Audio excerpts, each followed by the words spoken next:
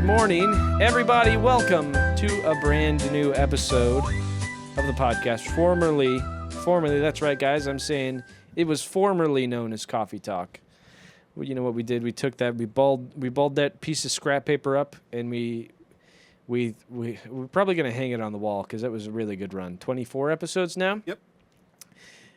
We're still sticking with the episodes. We're still, we might even throw Coffee Talk in and around. It's still kicking around, but now we're known as the Bitter Third Podcast. And why the Bitter Third, everybody? Why, guys? Because the bitter third is when you're getting to the edge, the last little bit of your coffee, and it's dredges down there, and you know it's going to be bitter, but also you just want to finish your cup so that way you can pour another cup. That is the reason why. Also, there's typically 3 of us, but we do know that there's 4, technically speaking. But Max has yet to make an appearance with us. Yeah, it's more about the coffee, but it's also about how many people are usually on this podcast. Yeah. And yeah, so that's right. Good job, Taryn. And Brandon's also here, everybody. Give a big round of applause to Brandon. Hey, it's me. Mom's still dead. Oh, me too. Me too. And hey, Taryn, is your mom still alive? Yes. Feels bad, man. Feels bad.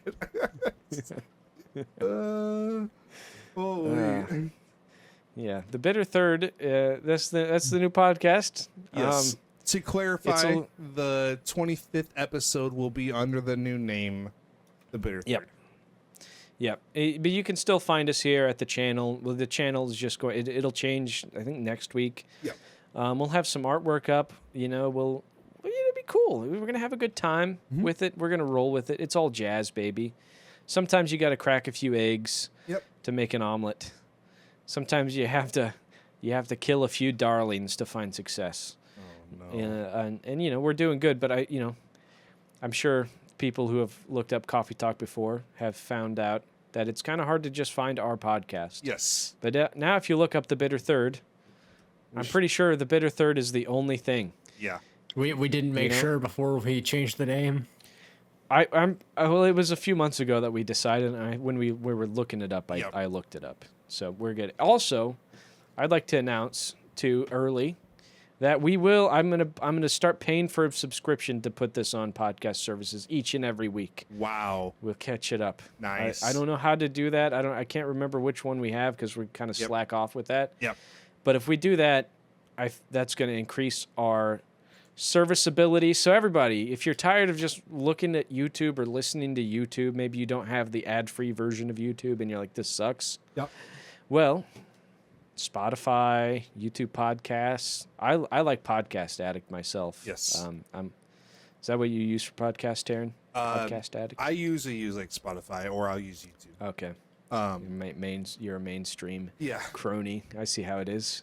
Well, you're siding with the AI companies now. The reason why I use YouTube is like our podcast. From time to time, we do have visuals thrown up, so it is a little boon to that. So right, and YouTube does have a podcast feature where I think it does give them to you, like just the audio version. But I don't know I think you have to have it signed up. Yes, where like just the video version, it doesn't convert to the audio stuff. So. Brandon, where do you listen to your podcast? What do you have? I am a podcast addict believer. Oh my God, we've got 2 on the podcast. It's great, right? Yes. Maybe it's not. Maybe it was great 7 years ago, and now it's behind the times. It has not changed dramatically since I downloaded it back in like 2015. Yeah, it is a solid app. Nice. Yep. Yeah, it because it hasn't changed, I think, is why it's so nice. I think it changed one time. Like, it changed the way the icons are displayed on the page.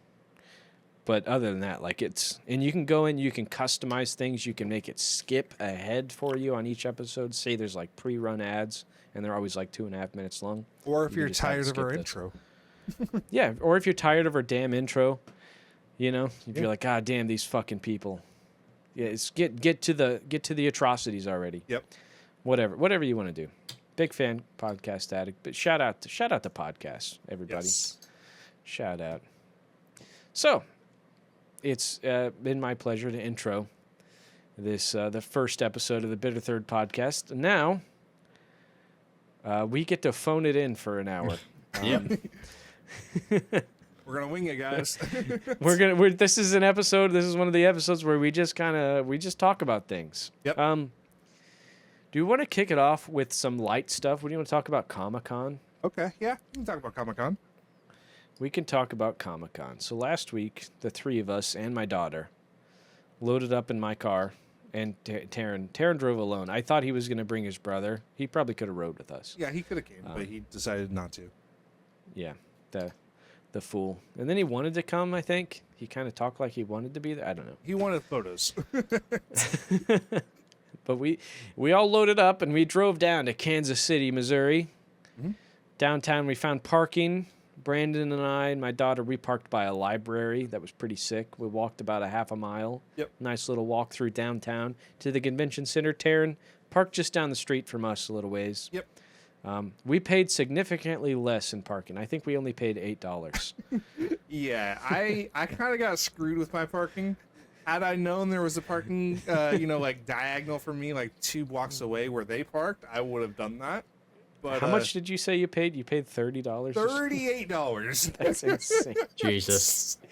Hey, Yeah, I and it got was screwed. just barely closer. That's Yeah, it was 4 That's blocks awesome. away roughly, and oh man, It's It okay. was not worth the $38 for that one day.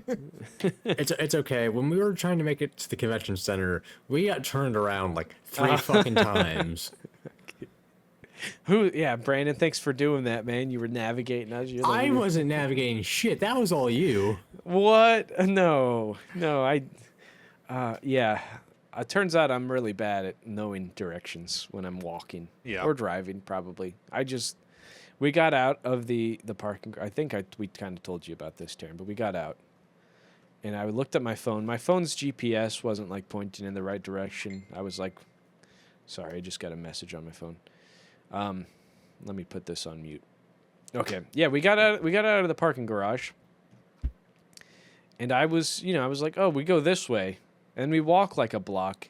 And I look at my phone again and I'm like, guys, we're going the exact wrong way. And I'm like, well, let's turn around. We'll go this way. And we get around the corner again. I'm like, guys, it happened again. 2 times. 2 or 3 times. Was it 2 or 3 times, Brandon? It was like- Do you remember? It was 3, I think. It was too many. It should have. Modern day It Christopher sucked. Columbus, right? I called him Magellan. Yeah, he called me good old Ferdinand Magellan. Well, once we got that figured out, we started actually walking down to the convention center. Yep. And that was when the day started. And we had a great time. Oh, yeah. We had a great time. It was fantastic. I spent too much money, but yes. I spent less money than I thought I was going to spend. Yeah, Yeah. why did you spend less money than you were going to spend? Pray tell. Okay, well, we initially, Taryn sold the idea to go to this Comic-Con as, hey, we can go. Elijah Wood, Sean Astin's going to be there. And of course I knew that. Me being the Lord of the Rings super fan. And he's like, they're going to be there Friday, Saturday, Sunday. And I'm like, well, yeah, I could go. I can just take the day off because I recently got 3 weeks of vacation at work. Yep. We take the day off. I take Friday off because my daughter can't go on Saturday. So I'm like, yeah, fuck yeah. Friday, perfect. First day, opening day. Yep. Not too busy. We get there. The line's not very long. We're pretty far back, but it's also not very long. Yep. Because we get there kind of late. We walk in. We rush to the autograph booths. Elijah Wood, not there. Sean Astin, Not there. not there. We look at their sign. Saturday and Sunday only. Yep. And then I checked their website, and then in the fine print it says on Saturday and Sunday. Well, fuck me then. I think they were doing like photo things on Friday, like Probably. VIP photo stuff is what they were doing. But still, Yeah. so I didn't get an Elijah Wood. I didn't get him to sign my copy of Deep Impact, and I'm very disappointed. Yeah. But I did stand in line for you. Yeah, we got Gimli. Gimli was there. Yep. John Rhys Davies. Gimli was Yep. he was cool. He was cool. Can you tell the story about that, Taryn? How did that go? What was that like? Describe his touch. Describe his eyes, his gentle. He was very old very eyes. kind, and he was very nice. And he actually asked me like 4 times if he wanted the name of your book that you got signed to have your name in it, because I was carrying your book, and he wanted to make sure, because if it's personalized, the value would go down. I don't know if I told you that, but I'm like, I don't think you're ever going to sell your book. So I don't think the value really matters to you, because it's personalized to you from him at that point.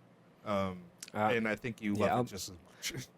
So Taryn, I hate to break it to you, but my love for Lord of the Rings is strictly a financial love. Oh, okay.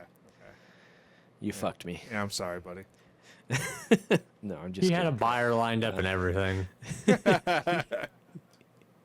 But don't worry, had to I buy- got 2 autographs. One for, well, actually, it's your book was one of them, and then the second one was for my brother, and it's a photo of Gimli and Legolas.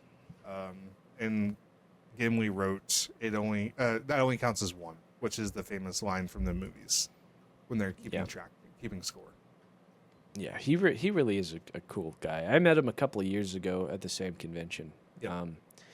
And I got a photo with him, and when I was standing next to him, he put his arm around me and tickled my side, and then he told me he loved me.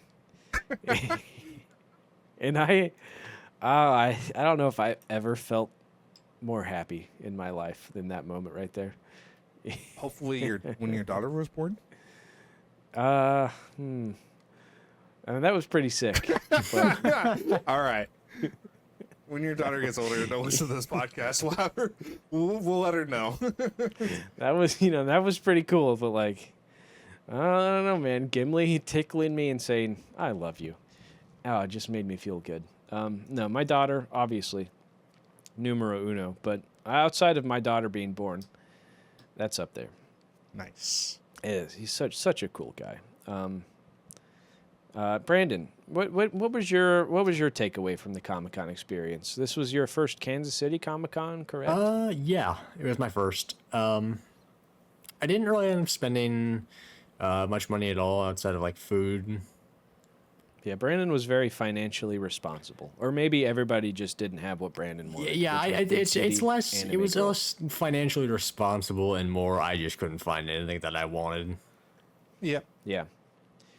Yeah, most of the money I spent was on my daughter, who would find like little toys here and there, or like pictures or little stuffed animals. Yep. She got spoiled. And I also spent money for the autograph. I paid Taryn. But it was fun though, right? You know, walking around, Uh-huh. seeing everybody, yeah. Yeah. everything. It was awesome. It's At kinda one nice point, to just I'll tell this story. be out. There was a little vendor that was giving away samples of alcohol, and one of them Oh, was yeah. Irish cream alcohol, liquor, and it was Tequila Rose, wasn't yeah, it? it's strawberry tequila, which I didn't do any of that because I don't like strawberries Yeah. in this podcast. Yeah, we found that out 2 weeks ago, and then we run into that. And it's like, hey, strawberries, look at that. A lot of strawberries the other day Yeah. at Comic-Con. There were chocolate-covered ones. There was strawberry liquor. Again, I took no part in any of that, but I did try the Irish buttercream. It's like a hint of butterscotch. It was fantastic. But Yeah, it was delicious. when I asked the vendor if he had any more or like where I could buy some, he said there was only samples, but he had a free stress cow that I could have, just a little like stress ball, and it was just a cow. And I walk up to Matt, and I'm like, I went over there for liquor, and I came back with a cow. So I think there's something definitely funny with those two. I just haven't And worked I was out like, what- it's the I absurdity was like, of it. liquor? I hardly even know her. No, it was delicious though. It was I very also, good. I didn't get a cow though. I think it's because I didn't ask for a bottle of it like you did. True. It was the strawberry. Actually, it did taste like shit. It was horrible. I'm glad I avoided that. The regular Irish cream liquor was very, very good. It tasted, like you said, it had like a butterscotch hint, but it was also like extra creamy Yes. compared to any of the other. I don't drink a lot of Irish cream, so maybe that's what it all tastes like. But man, this stuff was delicious. Yep. I could have become belligerent on that stuff. We were going to get a bottle of it on our way back home and do like a drunk GeoJester scream, but I don't think it's we forgot about it. It's we were going to get home late. Yeah. Yeah, we were so tired. Like you and I didn't get back home until like 11. Yeah, it was 11ish. Yeah, we walked there. I think we left the convention at like 5:30. We went out to eat. Oh, we didn't. We tried to go get barbecue, but the barbecue restaurant had an hour wait, and me, being the smart person at the convention, was like, "Should we get a reservation?" And I, decided, nah, let's just wing it. And so that failed. That backfired. Yeah. Then we drove 30 minutes up the road out of the city to eat at Olive Garden. Yep. And then we were like, we're too tired. We're gonna go home. But No GeoGuessr, no drunk, no drinking. I felt like the last hour of that drive took 4 hours. Yeah. I don't know why, but man, that was just a long drive. It was, yeah. I was ready to go, to get inside, just be done. Yep. Fucking fall asleep. It was a great trip, though. Yes, Good time. I We'll had have to a do it lot of again fun. sometime. We'll have to actually find out the next place Elijah Wood is coming. Yep. And then go see him, because I really want to meet him. Yeah. I wanna have him sign my Deep Impact DVD. Brandon, what would you have Elijah Wood sign? My Red vs. Blue Season 10 DVD, which I brought with me. Yep. Yeah. And you left unsigned. Yep. Yeah. Disappointed. Oh, Brandon, speaking of Red vs. Blue Season 10, have you seen, I don't know if you guys know about this. We're big Rooster Teeth fans, by the way. There's a fan convention type of thing. It's called Homebrew Austin. And it's happening this year. It's the second or third year they're doing it. It's basically like a little fan meetup / reunion for some of the old Rooster Teeth people. We could go down there. I think it's in June. I can't go because I'm just getting off of a vacation that time. But you and Taryn, Ooh. Maybe. sign up. Maybe. Go down to Austin. Get it signed. I don't know how big that's going to be. Yeah. But I've seen pictures of it. It looks pretty sick. With convention talk out of the way, fellas, do you want to talk about some atrocities? Well, How does that sound? this Or is there any more convention stuff? Sorry. not convention stuff, but this is kind of another lighthearted story. Oh, Today, as of recording, there's going to be Artemis 2 launching, which is in about 8 hours. ooh, oh, this is the update. Yeah. So Ooh, that you're telling. Ooh, so we got pushed back because of weather, and then now it's launching today. this is the one that's going to the moon, right? Yes, it was not landing on the moon. It's going around the moon, and it's going to be the farthest men have ever been away from Earth. That's so sick. Yeah. Oh, I'm so excited. Taryn, Taryn. Yep. That's so sick. Oh man. Yep. So we will know. I guess you listeners will know whether or not it's another Challenger and it's an utter failure Okay. or not. Jesus Christ. You guys will know if, But if we're all still the crew has waiting died. in anticipation for the launch. We're still waiting for another NASA 9/11 to happen. Hell yeah. My God. I mean, let's hope. Let's hope that doesn't happen. Yeah. But if it does, podcast. Yeah. So it's the mission is led by 4 astronauts, the commander, a pilot, two mission specialists. I can tell you their names if you guys want, or we can just continue going. No, let's get them. Okay. Let's get their names. So Reed Wiseman is the commander, Victor Glove is the pilot, Christiana Koch or Koch, I don't know. Jeremy Probably Hansen is the mission specialist as well. Nice. Yep. So those are the 4 astronauts. Wiseman is a Navy veteran and pilot who went to space for the first time in 2014. He conducted 2 spacewalks in that time, totaling 13 hours of the spacecraft. Recently served as chief of NASA's astronaut office. So that's the commander of the mission. Fuck yeah, dude. Mm-hmm.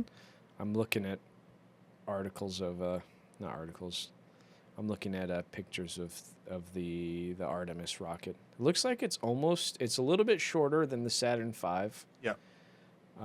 Way shorter than the SpaceX Starship thing. It's shorter than Blue Origin's New Glenn. I don't know what that is.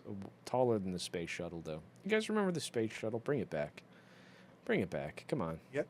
So I'm going to try to describe the flight path. I do have a picture pulled up. It's going to leave out of, obviously, the launch pad out in Florida, which is like Kennedy Space Center, I think. Yep. And then it's going to go in a counterclockwise orbit around the Earth. And it's going to do like a massive S shape around the moon, and then it's going to be back in it does a loop around the Earth, then it goes into a massive like S-shaped orbit, and then back spiraling into. It flies out to the sun. Yeah. Or not the sun, the moon. It orbits the moon, or half orbits the moon. Yep. If they burn, and they come back to Earth. Yeah. Do you know why that the orbit is the direction it is? No.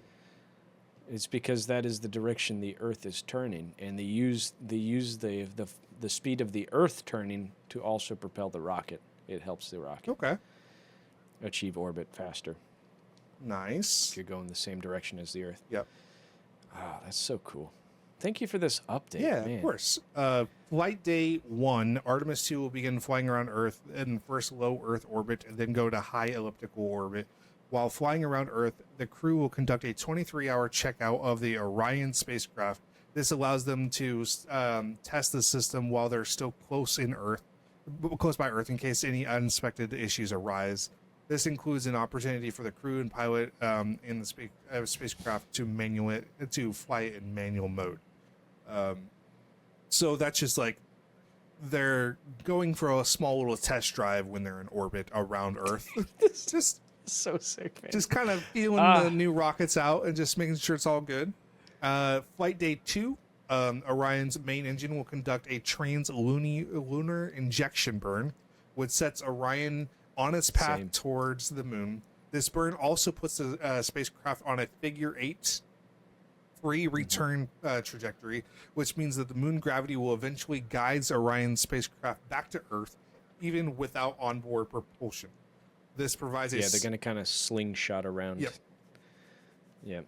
So this provides a safeguard should Orion experience engine failure. So it's an extra redundancy there. You're using gravity instead of engines. Flight day 3 to 5, Orion and his crew will continue their journey towards the moon and entering lunar sphere of influence on day 5.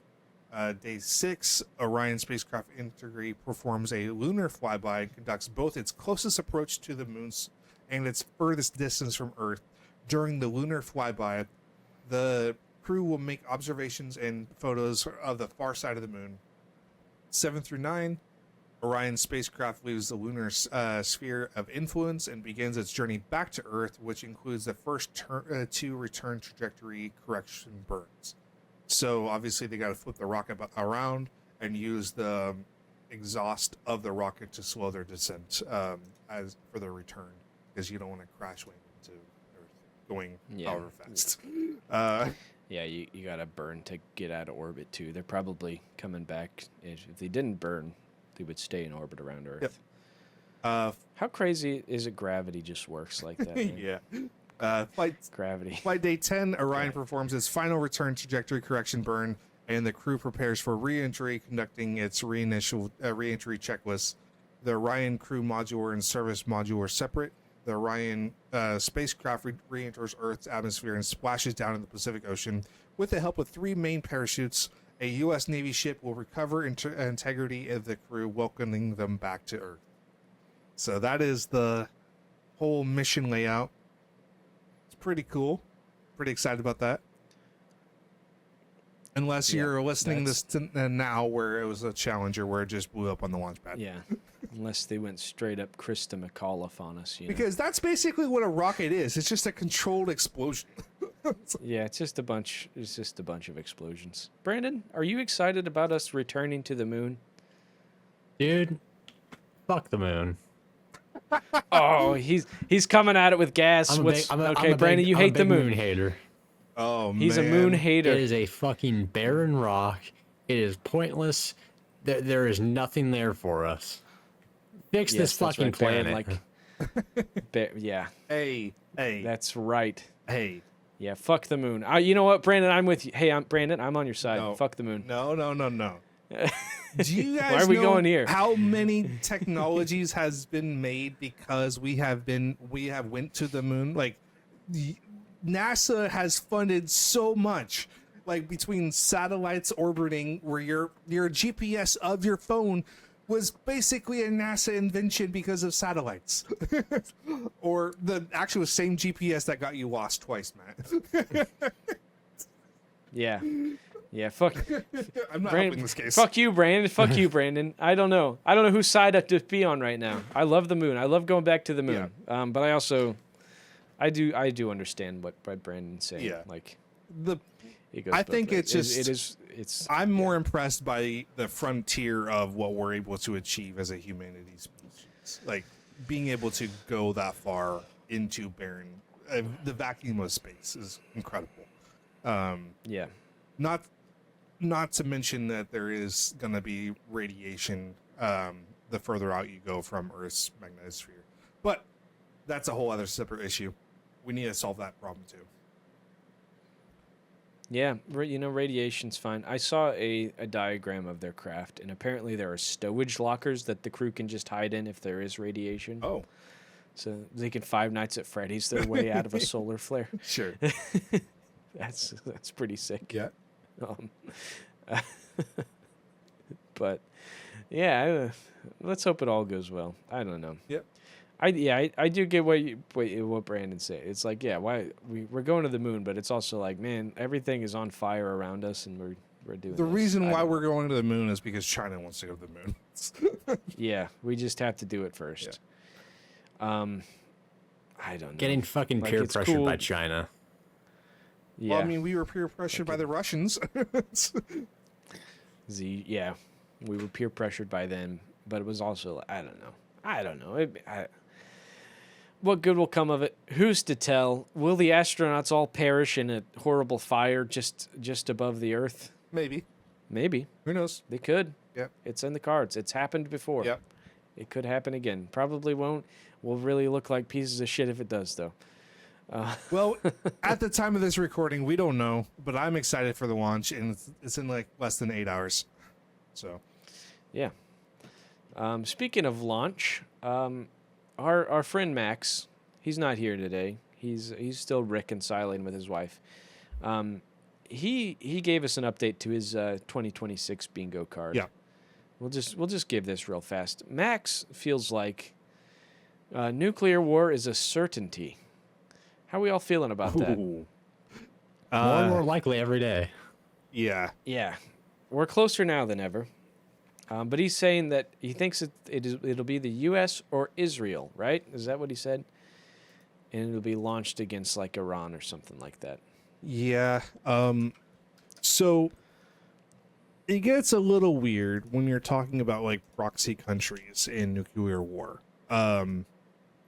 Typically speaking, without a doubt, if we were to attack Russia or China, it's the total world is gone. Like it's just we launched, they launched, everything's blown up. That's how it goes. It's mutually assured destruction.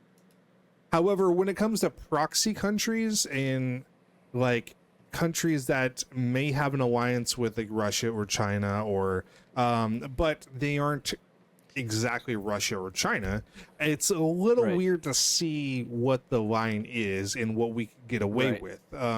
Like if it's not a direct attack, exactly. Like Russia does kind of back Iran, yeah, and things like that. But it's also like, would they care at all, or are they just doing it to stir shit up? Yeah, you know. And I don't want to push that, like, this is where the phrase like paper tiger comes into play. Where, like, are they really going to press the buttons first? Well, probably not. The reason why they can't is because we're not pressing it, and that's the reason why we have peace for the most part. However, yeah, it's weird when you start escalating and escalating and escalating. Well, something's gonna break at some point, and we just don't know what that is. We're hoping it's not nukes, but it gets more increasingly likely that it could be, and that's right. It's terrifying. It's yeah. Now more. I mean, with Trump in power, with Putin. I mean, he's always kind of been a little bit more level-headed than Donald Trump. But still, like, if you have a religious what is it? Is it a theocracy like Iran is? Yeah. And the way Israel is, they're basically, I don't know. That's a dictatorship, but it's the guy's crazy. Fucking. Yeah. I can't remember his name. Somebody help me. Israel's prime minister. It's I keep wanting to say Gaddafi, but it's not Gaddafi. Everybody knows him. We all know that guy. I don't remember his name because wasn't there protests?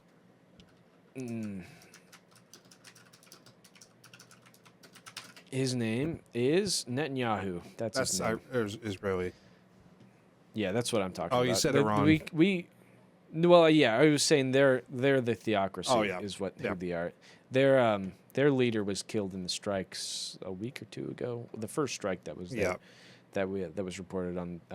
It was Ayatollah Khomeini was killed. Now his son has been promoted to supreme leader. I think. I don't know. It's all in a heap of bungled up beans over there. Yeah. And Max has said, this is what he wrote. By the way, boys, I've been really studying the modern geopolitical climate and more recent history, last century, give or take, and I fully expect the first nuke since World War II to go off over the next 2 to 3 years, if not less. So I'm putting that on my bingo card. And if I had to be more precise, I believe that the U.S., or most likely Israel, will use the first ever wartime hydrogen bomb on either Iranian soil or assets. So book it. And I think he's right. I think mutually assured destruction, like you were saying, Taryn, only happens if the nuke is launched at Russia specifically, or the United States, or China specifically, or like the UK or something. Because like that. I think if we go after Iran, Iran or even Israel, I don't think Israel, if somehow they get nuked, I don't think that's going to lead to the destruction of and that's what scares me. It's like these. Like Max is saying, I think there is a window now more than ever for one nuke, and then it's and that's terrifying. That is terrifying, and you are making a massive gamble that the other superpowers don't retaliate. Yeah. I'm kind of okay. I agree with a couple of things, and here's why. Do I think the United States will drop it first? That probably seems more and more likely just because of the leader we have in power. Yeah. Now, the problem I have with it is we really, really don't want to do it for the most part because we know what it leads to. And the reason why I'm inclined to agree is because I remember when Trump was in power the first term, I think he dropped like the biggest, like, isn't like the biggest bomb that we had that was right below the nuke. The Moab, yeah, or whatever. Maybe there's one bigger than that. I don't know, but yeah, it's non-nuclear. It was like the Fat Man, basically. It was when he took out one of the leaders. Yeah, I think that was Trump that did that. But I think he's the only one that has done that against somebody. Yeah. Maybe I'm wrong. Maybe we're probably wrong. I bet Obama's dropped a Moab or two. No. Who knows? Probably not. But yeah, the first time it was definitely, I think it was in Iraq or something like that, or Afghanistan. It was a Moab with the equivalent of, I think, 13 kilotons. Yeah. Or something they got. Yeah, the dude just wants to swing his dick around, blow shit up. And it's kind of like Brandon over there. And Brandon, if you were a nuclear superpower, who would you attack first? Goddamn. Putting me on the spot here. You know what? I know it's something you have to think about a little bit. Go ahead. I'd probably go Madagascar. Madagascar, really? You're doing the plague I'm Inca getting approach? them before they shut their ports down. Ah, oh, smart man. Smart man. Yeah. I'm going for Liechtenstein. Yeah, the tiny little country between Austria and Germany. What'd they ever do? They're too tiny. Just become one of them. All right. Why do you have your own country? You're like barely you're smaller than Rhode Island, I think. Wipe them off the map. Oh my God. Liechtensteiners, get out of here. For our Liechtensteiners viewers out there, I apologize on Matt's behalf. You're not apologizing to the Madagascar viewers, though. Fuck them. How many Madagascars are there? Madagascar rules. Liechtenstein, get fucked. I ate a sandwich there one time, and it was fine. They had a good. It was disappointing. Madagascar actually. had a good movie. That's it. That's all they've contributed to the world. I like to move it. Liechtenstein is only 25 kilometers long. Get fucked, Liechtenstein. Well, like, if we're Gaza's like only like 2 miles long. If we're talking about the smallest fucking place, like. I'm not saying I'm gonna nuke Gaza. What do you think I am, a Zionist pig? Jesus Christ! No. I'm not gonna. We're talking about Liechtenstein here. Probably complicit with the Nazis too. Just based on where they are. So Yeah. a country can't be that small and be totally clean. Apparently, there's only 40,000 people there. I'm sorry, by the way, Liechtenstein. I'm sorry. I don't mean it. No, he does. I love you. I do though. If I had a hydrogen bomb right now, if I had a fucking hydrogen bomb. Okay, I don't know Liechtenstein how would be much is wiped this off the going to map. make into the fucking episode. Leave it in. Leave this shit in. Liechtenstein has to know where they stand. Can you imagine though, just somebody being so pissed off at a little country like that? Well, you don't have to imagine it because it's me. They're between Austria and Switzerland. Yeah. It was a nice place.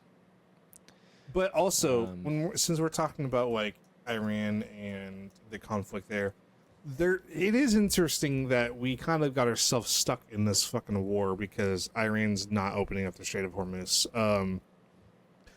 Yeah, like we have to now find a way to actually end it via talking. Yeah.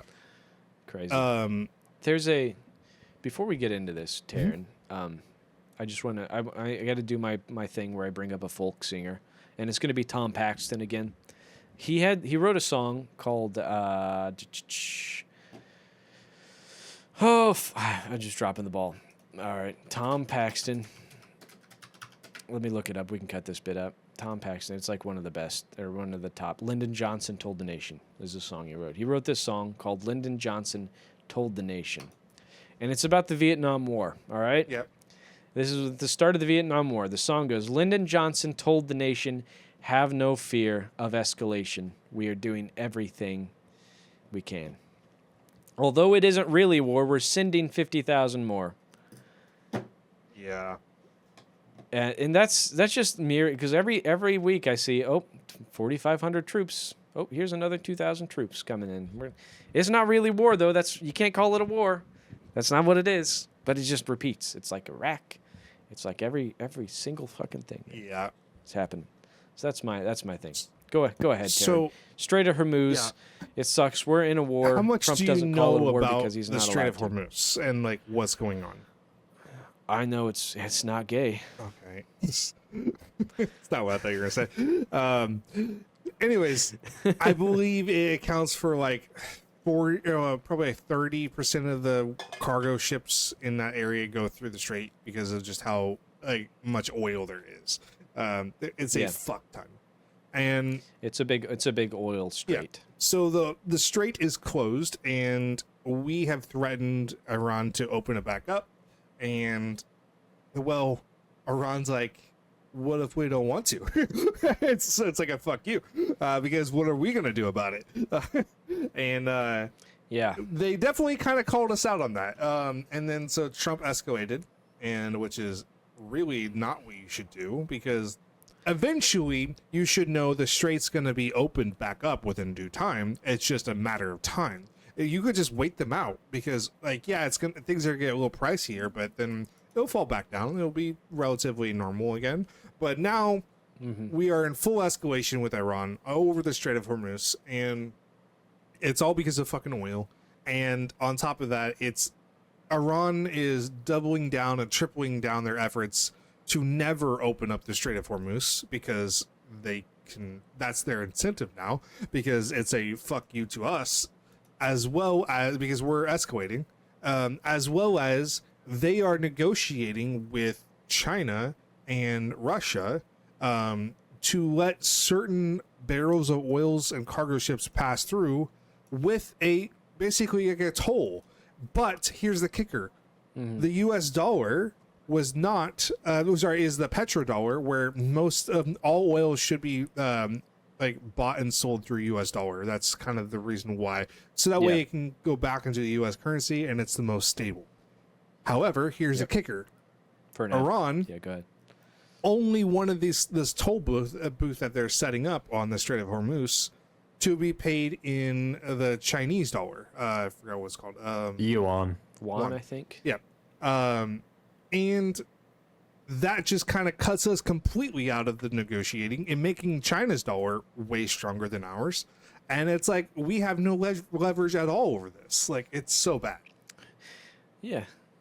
It's like maybe, starting a war is not actually great. Yeah. It's not a good way to solve problems. Not only are we taking everything for our political capital, we're also destroying parts of our economy, because everything's getting more inflation.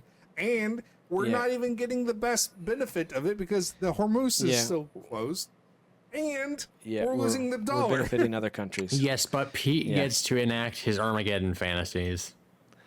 Oh, he does. That's really what it is. Can we talk about that for a minute? These people think, it's like Pete Hegseth, all he's ever thought is like, we should just bomb them, Yeah, that's the only way we can win a war, is we just bomb them till they're all dead.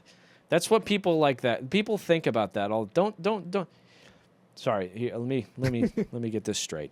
We'll get this straight before I just start stuttering.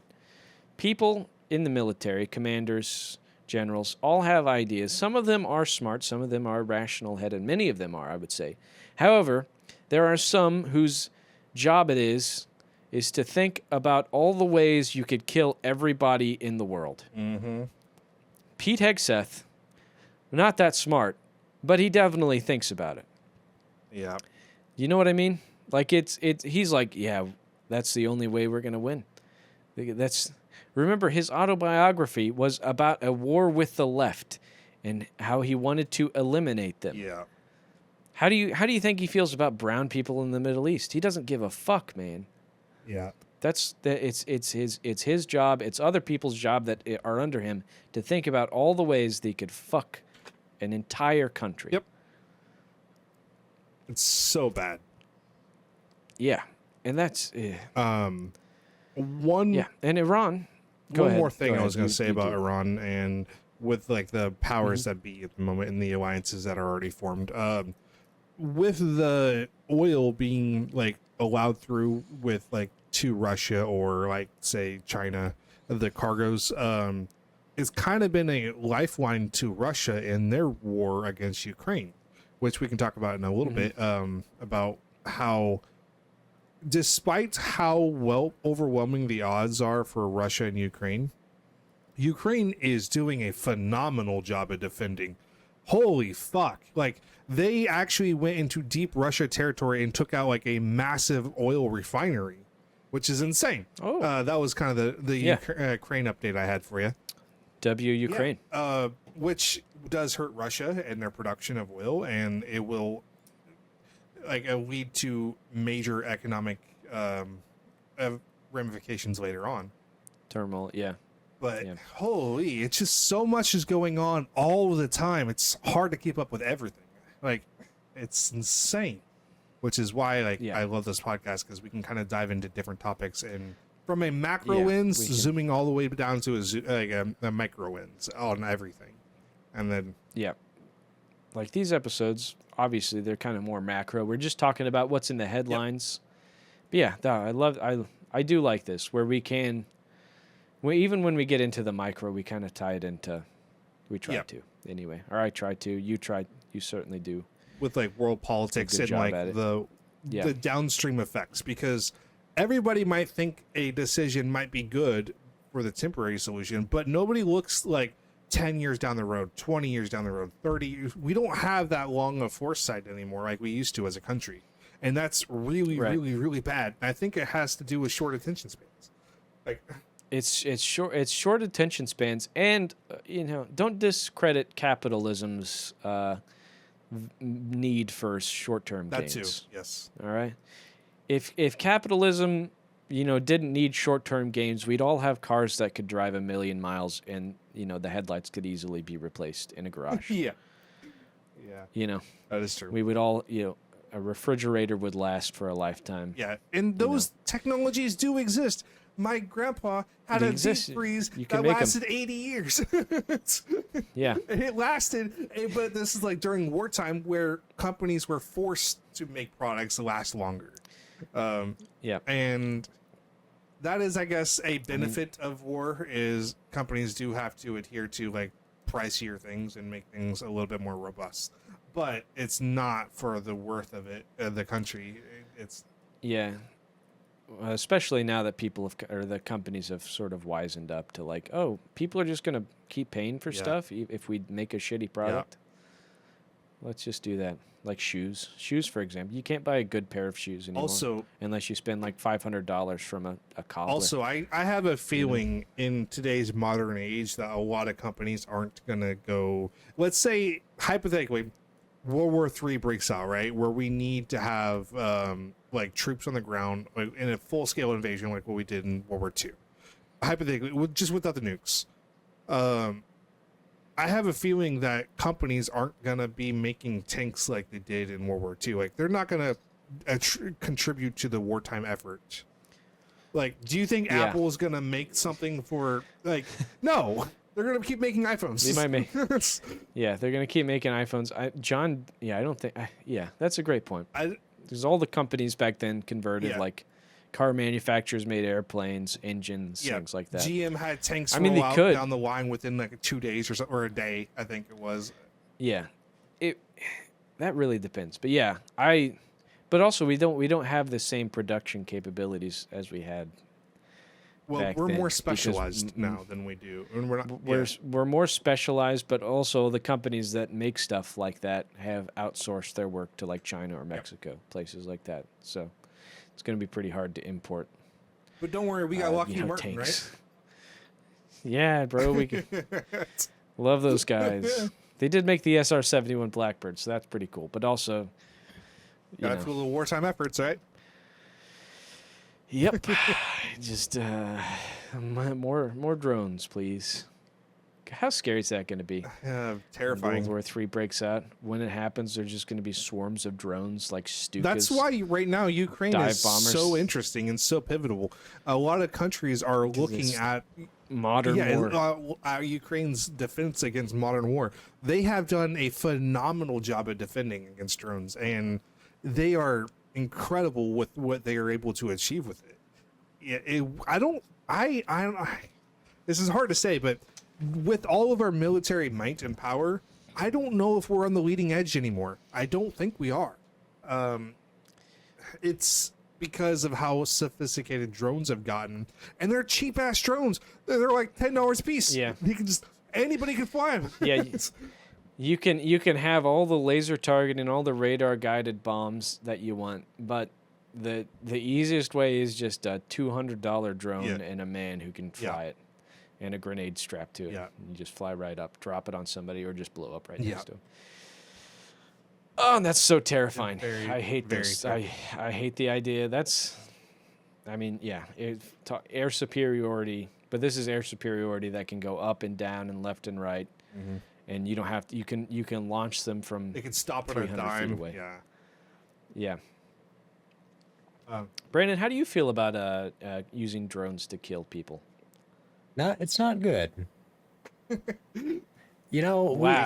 I want us to go. I want us to go back to the old honorable ways. Everyone just rushes out onto an open field with sword in hand. They stand in a line with black powder rifles. Sword in hand. You know, maybe you get swords. A horse. That's it. Yep. If you can afford a horse, you get a horse. Yeah. But you have to let the horse go free if it escapes. You can't try to catch it again. That's a horse. If we're gonna be going to war, let's bring back some fucking like honor to it. Not just blowing people up from 30,000 miles, 3,000 miles away. Yeah, 30,000 miles, blowing them up from space. Yeah, blow them up from the moon. Maybe that's what we're doing. We're gonna go build a fucking moon base that we just did. So we can self-destruct Earth while we have a moon base. Is that the whole? Yeah, I think that's the you can't launch weapons from satellites, but would a base on the moon technically count as a satellite? Because the moon is a satellite, kind of, right?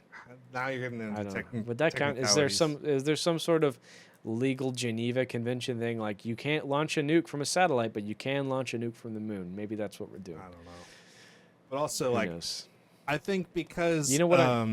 Well, typically speaking, this is kind of a strategy-based thing. If we have a base on the moon, we'll have ample warning before a nuke launches from Earth to the moon, so we can defend against it. However, on Earth, we don't have that much time. It's less than it's a couple, maybe hour or maybe minutes. I think it's 15 minutes sometimes. Depends on how fast it's going and where it's coming from. Yeah. And obviously, if it goes above Earth's atmosphere into into space, then back down, or if it's just straight there. It's super fast. We don't have the response to stop it. So, isn't that crazy? This whole time we've just been kind of sitting on our hands about we have a couple things that can shoot warheads down, but we've only made a few hundred of them, and there's thousands and thousands of warheads. How come that's not the second priority outside of climate change? Why is that? Or maybe even number one. How come we can't be here's this thing will for sure destroy a nuclear bomb before it I think we're trying to do it. I think that's kind of the idea. Not necessarily, but the whole idea between Iron Dome with Israel, where you can shoot missiles out of the sky. That's kind of the point. But that even that only, sometimes it misses one or two. And if you miss one or two nukes, it's a bad deal. That was why they built so many B-52s back in the day, because we're going to send a 3,000 bomber raid and you can get most of them, but if even one of them gets through, it's kaboom, just sheer numbers at that point. Yeah. Oh, nuclear war is fun, guys. We love it. Is this the end of the episode? I think it is. What do you think? You got anything else to talk about? Any more pressing updates? I was going to talk about a ballroom, but... Oh, you mean the White House ballroom? I don't know. Yeah, apparently it's been struck down. Any more development on it by the Supreme Court? They're unless it's for safety, no more. I did not know that. Isn't that crazy? He just demolished it, and then the judge was like, you can't do anything else until the project receives a go-ahead. I'm glad our system works so fast. Yes. Isn't it great? Isn't it great that you can just tear something down, but to fix it or to build it back up, you have to go through a bunch of bureaucrats? Maybe that's why we're doomed to fail as a country. Yeah, we're doomed to and that's a lot of Republicans' idea of the proper channels of America is I agree with that. You should be able to just fix something. If there's a pothole on your street outside, you shouldn't have to wait for the city to fix it if they're sitting on their hands. You should be able to either pay for it yourself or go fix it. But there is due process where it needs to be done. I feel like it goes both ways. I feel like for those who want to destroy something, before it's given the go ahead, you must have a clear, concise way of how you're going to rebuild the system afterwards. Like, without that, and it must be agreed upon, I should say, because like Also, maybe like if it's a public thing like the goddamn White House, maybe you let people know about it well beforehand so that way they can decide what to spend $400 million on, which that's insane. $400 million for that? Crazy. Guys, I don't think Trump is planning on leaving. What? I don't think he's planning on leaving. You don't think so? Really? You don't think he's going to just step down peacefully? I don't know. Like the last time he stepped down so peacefully. It was a nice day of fun and joy. I'm just feeling I it in my remember bones. there was cheers and like lots of people on January 6th, I'll be honest. I only remember them sniffing what's her name's shoes or something. Oh, I don't know. That's all I remember. What's her name? Nancy Pelosi. They found her shoes, and they sniffed them. I think. That's weird. I don't know. Maybe that's just me. Maybe I just wanted to do that. America. Yeah. We love you. We hate you. As for the astronauts on Artemis 2, Don't blow up. I would salute you. But I'm not a member of the armed services. Don't blow up. Yeah. Don't push the red button that says eject. But yeah, by the time this goes up, it'll be a week over. Yeah. This will either be the funniest episode or just a normal. We'll make some very last minute cuts. Yeah. I don't know if we're going to have that time. Yeah, who knows? But this has been, everybody, the Bitter Third Podcast. Hey. I was Matt. That was Taryn. That was Brandon. We'll be back next week with another episode. Follow us on socials I'm at Jackal194. Taryn is at Sliverwolf5. Brandon is at bjonesy. You can find us on Twitch at those names. Yes. Hell yeah. Remember, folks. Oh, go ahead, Taryn. Matt, do you want to play Satisfactory? Yeah, I'll play a little right. bit. I got to go to the bathroom sounds first. Remember, folks, if you see a mushroom cloud, it's too late. Just accept your fate. A lot of people forget that the radiation is instantaneous too. Yeah. Speed of light. A little fact though. You can wash radiation off your clothes and your body. Just go take a shower, you'll be fine. Well, you can't. You'll be fine. But just don't ingest it. Hide in your Yeah, don't eat the fallout. hide in Brandon, your fridge what? like Indiana Jones. That's not gonna work. Dude, great idea. No, fridges are the safest place to be No, during a they're nuclear not. explosion. All right, we're done. We all know this. Yeah. Bye. Bye.